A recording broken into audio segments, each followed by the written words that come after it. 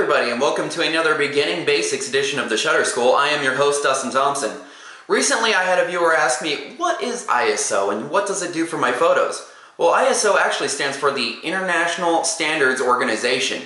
So, does that help you at all? I didn't think so. It really doesn't help me. But what it actually stands for is the sensitivity of your camera's sensor to light. ISO is one of the three critical components of our good old friend, the triangle of exposure. It mixes with your aperture and your shutter speed to give you a properly exposed photo. Back in the film days, your ISO was your film speed. The higher the number, the more sensitive the film was to light, so therefore the shorter amount of time needed to get the proper exposure. But the higher film speeds also came with more grain in the photo, so it was always best to use the lowest speed possible. Now, fast forward to the present day. We still have ISO, but now it controls the sensitivity of our sensor. For example, let's say that this is ISO 100. If I'm out on a sunny day, I guess this would work. But if I go into a dimly lit room, I'm going to be blind as a bat. So we better increase that to 200. Now, every time we increase the ISO, it doubles the amount of light that comes into our camera and also doubles the number. So from 200, the next step would be 400. Now I can see all right, pretty much. Now the sunglasses are just kind of a wacky example, so don't get ISO confused with neutral density filters or polarizers or anything like that. One spot where raising the ISO could benefit us is, let's say we're shooting some family portraits and my settings are at ISO 100, f5, and 1/88th of a second. And everything's looking great, everything's beautifully exposed. But the problem is, the kids are there and they're kind of moving all over the place and we're getting a whole lot of motion blur in our picture. Now, who wants that? So let's bump our ISO from 1 to 200, which will gain us a stop of light and let us go from 1/80th of a second on the shutter speed to 1/100th of a second, which will cut down on the blur a ton. Another spot where bumping the ISO may be beneficial is shooting sports, where we're going to be running a really high shutter speed and possibly a deep aperture as well. Another time ISO can help you out is when you're shooting with a long zoom lens. I'll be getting into it a little more in a future episode, but basically you want your shutter speed to be matching your amount of zoom. So let's say I'm shooting at 300 millimeters on a full frame camera. I want my shutter speed to be at least 1/300th of a second to minimize the shake in my photo.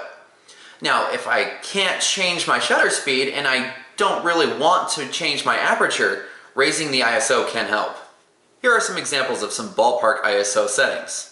Sunny day, 100. In open shade, 200. Cloudy day, 200. Super cloudy day, 400. Indoors near sunny windows, between 640 and 800. Star trails, 1000. Ooh. Indoor at night with ambient light, 1250. Nighttime concert, 1600. Now these ballpark ISO settings aren't taking into consideration using flash or doing long exposure photography. So if you're doing landscapes at night and you have a tripod handy, I would lower my ISO and just do a long exposure. Now what is the risk of ISO? Well, we don't want to get too out of control when we're raising our ISO because of something called noise. And I know that you're thinking, that's weird, noise? I didn't know pictures made any sound. Well, the term noise actually refers to something that looks like static on your pictures, as seen here. Ugh.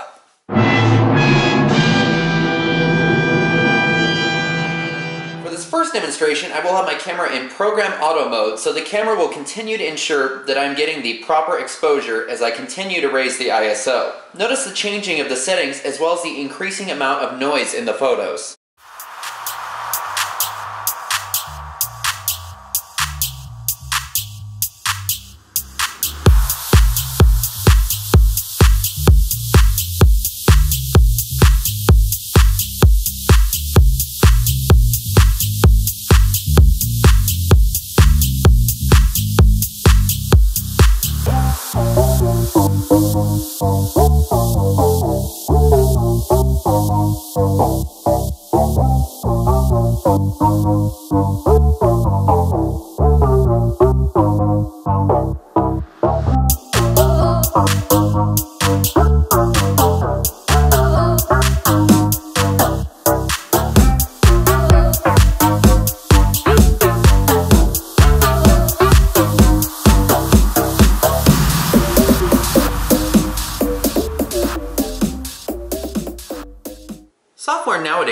pretty good at denoising to some extent, but if there's a ton of noise in your photos, you're going to end up editing and smoothing over your photos so much that the people in them are going to look kind of like cartoon characters. Now with all this talk and noise, you might be a little intimidated to raise your ISO, and I wish I could give everyone a safe limit to raise it to, but every camera is kind of different. Like my A55 here is a little crop frame, and I usually didn't want to go above 800 ISO on it. Now my A99, which I'm filming with right now, is a full frame, and I can take it up around 2000 and still get a relatively clean shot. I would recommend that everyone experiment in a dim room with their camera and find out where their limit is before you need it in a pinch. So if I'm saying that the limit is 2000 ISO, why does my camera go up to 25,600? Well, I'm defining the limit as something that I can edit cleanly and give to a client. It's like the fact that my car will go 100 miles an hour, but legally I can only go about 65. Now, if I'm on vacation and I'm in the forest and I think that I see a werewolf, I'm not going to hesitate to jump it up to 5, 6, 20,000 just to get the shot. For this next demonstration, I'm going to switch the camera to manual mode and lock my settings, so you can see how just adjusting the ISO alone will affect the brightness of my photos. I'm also going to turn off most of the light to simulate a really harsh shooting environment.